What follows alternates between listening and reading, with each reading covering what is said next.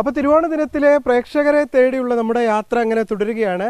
ഇപ്പോൾ ഞാൻ കൊല്ലങ്കോടാണുള്ളത്. രാജ്യത്ത് തന്നെ ഏറ്റവും മികച്ച 10 ഗ്രാമങ്ങളിൽ ഒന്നായി തിരഞ്ഞെടുക്കപ്പെട്ട കൊല്ലങ്കോടാണ്.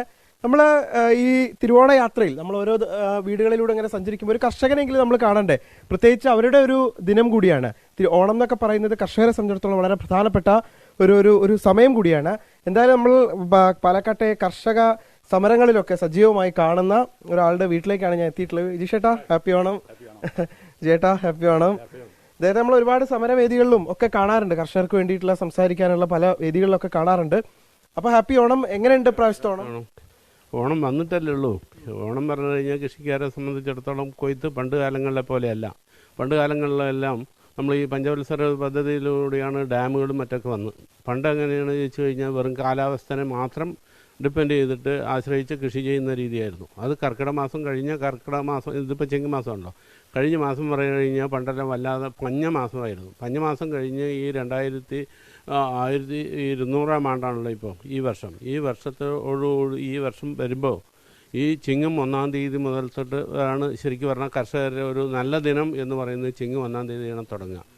അതിൽ വരുന്നതാണ് ശരിക്കും പറഞ്ഞാൽ ഓണം. ഓണം പറഞ്ഞു കഴിഞ്ഞാൽ അത്തം തൊട്ട് 10 ദിവസങ്ങളിലും നമുക്ക് എന്ത് തന്നെ ബുദ്ധിമുട്ടും കഷ്ടപ്പാടാണെങ്കിലും അത് മറ്റുള്ളവരെ അറിയിക്കാതെ തന്നെ 10 ദിവസവും നമ്മൾ ഓണം വളരെ ആഡംബരമായിട്ട് ജീവിക്കുക എന്നുള്ളതാണ് ഉദ്ദേശിക്കുന്നത്. അത് കഴിഞ്ഞാൽ തന്നെ അത്തം കഴിഞ്ഞു തിരുവോണം, അവിട്ടം, അത് കഴിഞ്ഞാൽ ചതയദിനം എന്ന് പറഞ്ഞു കഴിഞ്ഞാൽ എല്ലാവർക്കും അറിയാവുന്നതാണ് കാര്യമാണല്ലോ. ശ്രീനാരായണ ഗുരുവിൻ്റെ നക്ഷത്രവും നാളും ഒക്കെ ആണ്.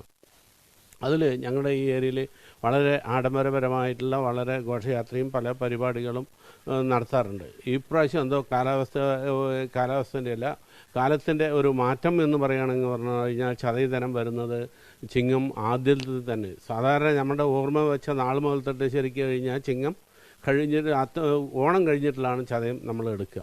ഇപ്രാവശ്യം എന്താണെന്ന് പറഞ്ഞാൽ ചതയ നാൾ എന്ന് പറയുന്നത് കന്നിമാസത്തിലേക്ക് മാറിയതുകൊണ്ട് കഴിഞ്ഞ 4-ാം തീയതി തന്നെ നമ്മൾ ചതയദിനം കൊണ്ടായിട്ട് വന്നു. പ്രാവശ്യം എന്താ ഇവിടെ പോയിട്ടില്ല, തറവാട്ടിലാണോ ഇട്ടത്? തറവാട്ടിലാണ്. എന്തൊക്കെയാ ഫുഡൊക്കെ ആക്കിയത്? സദ്യയാണോ? നമ്മളെ കോഴിക്കോടത്തെ പോലെ നോൺ വെജ് ഉണ്ടോ? ഇല്ല, പ്യൂർ വെജ്. അപ്പൊ ഞങ്ങൾ വന്നേ ഒരു ഓണ സമ്മാനം നമ്മൾ പല സ്ഥലങ്ങളിൽ ഇങ്ങനെ പോയിട്ട് പല ആളുകൾക്ക് കൊടുക്കണം. അപ്പോൾ ഒരു കർഷകനായ വിജയേട്ടന് ഒരു സമ്മാനം ഒന്ന് തരണം എന്ന് തോന്നി. ക്യൂ സ്പൈസസിന്റെ ഒരു സമ്മാനമാണ്. പിന്നെ എന്താ പരിപാടി?